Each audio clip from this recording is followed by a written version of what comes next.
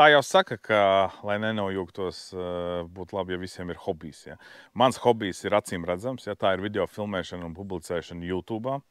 Nu, tas man nāk jau, teiksim, jau no profesionālās sfēras, jo es vairāk kā 10 gadus profesionāli filmēju video, sākot ar 2006. gadu, kad pabeidzu vidusskolu, dabūju darbu Latvijas televīzijā. Nu, protams, tur sākumā tur kabeļus pienest, ja, tur gaismas uzstādīt un tādas lietas, bet palēnām sāk jau filmēt, un tad tur bija tas ugunsgrēks, vai neprāta cena kājiņa, toreiz saucās, tiku pie ruļiem.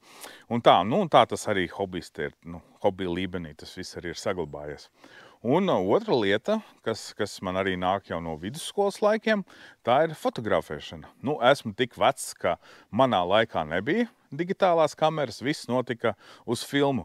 Tāpēc tas hobijs fotografēšana, protams, ar filmu kameru, jau tajā laikā bija diezgan nepieejams, jo kā tu mammai izlūksies, kurai jau tā nav naudas, nopirkt filmiņu, pēc tam vēl to attīstīt, un tērēt visam tam laiku.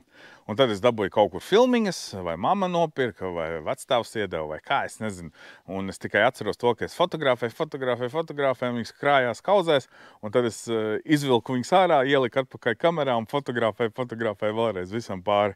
Protams, no tā visa nekas nesanāca, bet, tie bija laiki, kādā es dzīvoju. Protams, skolas laikā jau bišķīt apzinīgākā vecumā, jau sapratu, ka nedrīkst fotografēt pāri jau izfotografētām filmiņām, jo pirmkārt viņas izgaismojās, ja tu to dari, kā es to darīju. Bet jā, un tajā laikā augstākais sasniegums bija, ja tu dabūni zenīta fotokameru. Zenīta kamera vispār arī vectēvs teica, labākā kamera pasaulē. Tajā laikā, no viņa skata punktu, varbūt tā arī bija labāka kamera, jo viņš vienkārši nebija dabūjis šo. Šī ir arī filmu kamera Nikon F75.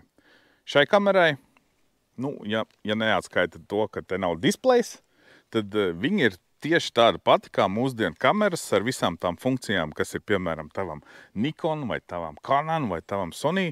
Ja tu paņemt rokās, tu uzreiz zinātu, kas ir jādara. Vienīgais tas, ka tu sāc fotografēt, tad tu uzreiz gribi paskatīties kādas bildes, un tur nav displejs, un tur nekas arī nesanāks. Un, lai redzētu bildes, ir jāpagaida. Tātad otrs mans hobijs – analogais foto. Šo kameru šķiet es nopirku augstskolas laikā, mācījos Latvijas Kultūras akadēmijā, un man šķiet, ka viens no mācību priekšmetiem bija fotografija, analogais foto arī bija viens no priekšmetiem, un jā, vajadzēja kameru un vajadzēja fotografēt, un mēs paši tur arī attīstījām melnbaltās filmas. Bija interesanti, bet nebija kamera, tāpēc šī kamera nebija dārga. 80–90 eiro tajā laikā. Tagad es nezinu, cik viņi maksā. Bet, jā, pārvācoties uz Spāniju, atradu skapī augšā noputējuši kameru un domāju, kāpēc gan ne? Jāatsāk. Sāku meklēt, kur var dabūt filmiņas. Izrādās, ka filmiņas vēl joprojām var dabūt. Varbūt ne tik brīvi, kā agrāk, ir tikai dažos specializētajos veikalos, bet tagad jau visu tur ar Omnivu var pasūtīt. Un attīstīšana arī, vairs nav tik pieejama, bet arī, tev ir Omniva, ieliec filmiņu iekšā pakomātā un pēc nedēļas tev jau atsūta ieskanētas bildes. Sākot fotografēt ar filmu kameru, ir jāievēro dažas sen aizmirstas lietas. Pirmkārt, filmiņai ir ierobežots kadru skaits, tas nozīmē, ka tu nevari, tā kā mūsdienās, paņem kameru un tur fotografē visu pēc kārtas. Tev tas kadrs ir jāizdomā, jāsaprot, ko tu gribi, un kad tu esi gatavs, tad tev ir jānofotografē. Un rezultātu, ir fokus, nav fokus, ir ekspozīcija, nav ekspozīcija, to tu redzēsi tikai tad, kad attīstīs filmiņu. Tā kā noķert labu kadru ar filmu kameru, un lai viņš būtu tur pareizi eksponēts un tā, ir jāmāk, ir jāmāk. Tāpēc filmu kameras, es saprotu, kāpēc mums bija tāda nodarbība, ka vajadzēja ar filmu kamerām strādāt, jo tas palīdz to kadrējumu, palīdz to vizuālo domāšanu attīstīt, jo tagad jau nav māksla. Paņem telefonu un tur vienkārši filmē visu pēc kārtas. Un otra lieta, kadru daudzums. Tas, ko tu vari panākt, cik tev daudz filmiņā ir kadri. Vai 24 vai 32, šķiet tur tā bija. Šis ir 24 kadru, Kodak 400 Gold. Starp citu, vat redz, es tagad nofilmēju, kā mans puika tur vārtās pa zemi, ja? Un saule spīd tieši iekšā objektīvā. Es pieņemu, ka bilde būs nepārāk, bet redz, kamēr es neattīstīšu, es nezināšu. Nu, mēs jau tagad visi redzam, kā tas izskatās. Bet, nu, kā būs realitātē, es nezinu. Kas attiecās uz F75 kameru, kā jau minēju, ne ar ko kontrols neatšķirās no mūsdienu digitālajām kamerām.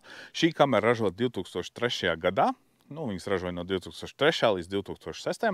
Tas jau bija tas periods, kad lēnām mūsu pasaulē ienāca digitālās kameras, un filmu kameras, lai gan tika piebāstas ar visām tām pašām funkcijām, nu, vairs nebija tik aktuāls. Un ja mēs tagad skatāmies atpakaļ uz to laiku, ja, tad šis ir tiešām ļoti labs pirkums mūsdienās, jo, nu, tev nevajag iespringt, ja, nevajag neko tur ekspozīciju, tur mērīt, neko tādu. Kamera auto režīmā visu var ļoti labi izdarīt. Īstenībā es izmantoju šo kameru auto režīmā, jo pirmkārt, ja, viņa labāk zina, ja, viņa saprot, ja, viņai komunikācija patiešo ir ar filmu, un viņi saprot, kā tur ir jādara viss, ja, kādā tur režīmā. Šai kamerai arī ir spota ekspozīcija. Tas nozīmē, ka viņi arī var eksponēt automātiskā režīmā centru. Tas ir labi. Un trešā lieta, man liekas, ja, es neesmu baigais speciālists, kā tās filmiņas attīsta, bet man liekas, ka viņi arī attīstīšanas procesā redz, ja tev bildi ir pat tumšs, viņi var viņu nedaudz izvilkt. Es nezinu, vai viņi to dara, bet teorētiski filmu var izvilkt. Tātad pat tad, ja tu uztaisi kaut kādu brāķētu kadru teorētiski, viņš arī var sanākt labs. Jo filmai ir tā fleksibilitāte, kas arī varbūt nav tagad tām digitālajām kamerām. Paņēmu šo kameru līdz uz Spāniju, uztaisīju pāris bildes arī Spānijā, bet es izdarīju kļūdu. Izrādās, ka fotofilmiņām nepatīk metāla detektori, ja? Kad tu ej cauri lidostai, tur ir metāla detektors, filmiņām tas nepatīk. Tāpēc šīs bildes man sanāca, likās, ka ir filmiņai beidzies termiņš, bet tad es tā kā patinu atpakaļ bildi un sapratu, ka ne jau termiņš ir beidzies, bet nu, vienkārši viņa tika izlaista cauri metāla detektoram, vajadzēja likt bagāžā, un tad tās bildes būtu nedaudz sulīgākas, nedaudz foršākas. Un kas attiecās uz filmiņām, tad, protams, tas piedāvājums, kas pašlaik ir pieejams, nav tik plašs, bet es aizmirsu, kā to vietu sauc. Bet vienmēr sakot, 3 filmiņas komplektu es nopirku par 50 eiro. Attīstīju filmiņu arī Spānijā, bet man nepatika kvalitāte, kā viņi filmu skanē. Un tāpēc es varu teikt, ka Latvijā ir viens no labākajiem Eiropā skanēšanas centriem, ja? Baltijas fotoservis, man šķiet, tā viņi sauc. Piedodieties, kļūdos. Bet jā, es tur tikai tagad attīstu, un man ļoti, ļoti patīk kvalitāte, kā viņi strādā. Visgrūtākais ir tas, kad morāli, ja, tev ir palikuši 2 pēdējie kadri, tu ātrāk gribi viņus attīstīt, bet tos kadrus atkal tu negribi laist vējā. Tāpēc tu gaidi īsto momentu, lai izlietotu pēdējos 2 kadrus, un lai tu to filmiņu varētu beidzot sūtīt un attīstīt. Attīstīšana gan nav dārga. Kaut kāda 9 eiro ar skanēšanu, kaut kas tās tur bija. Tā pati filmiņa ir dārga. Es pašlaik lietoju Kodak filmiņas, es nezinu, man liekas, ka viņām tur bija atlaide, tāpēc es arī viņas nopirku, bet ir jau arī tās Fuji filmiņas. Ja. Kodak ir vairāk tādi siltāki, sulīgāki tie toņi, Fuji filmiņām ir nu, tādi zaļi gan zilāki, ja, bet īstenībā tur liela atšķirība, es viņām arī tā neredzu. Protams, tu viņas vari pēc tam ielādēt datorā, un tad ar datoru Photoshop, un ko tu tur vari visu kaut ko samainīt. Nu jā, tā kā ceru, ka jums šis video patika, ceru arī, ka es jūs iedvesmoju iegādāties filmu kameru, uztaisīt pāris kadrus. Nav jau jāpērk šitādas. Ja. Veikalos ir pieejamas arī vienreiz lietojamās filmu kameras, kas ir lētākas nekā atsevišķas filmiņas, lai cik tas paradoksāli nebūtu. Ja, tev nopirkt tādu vienreizēju lietojamo kameru ir lētāk nekā filmiņu pašu, ja, ko tu liec iekšā kamerā. Un ko man pārdevējs teica, ka popularitāte filmiņām sāk atgriezties, cilvēki tās vienreiz lietojamās kameras ņem līdz uz ballītēm, ņem līdz ceļojumos, izklādējās, un dažreiz pat viss ir izpirkts, un tad tev jāgaida līdz nākošajam pievedumam. Tā kā jā. Nu labi, paldies, ka skatījāties. Čau!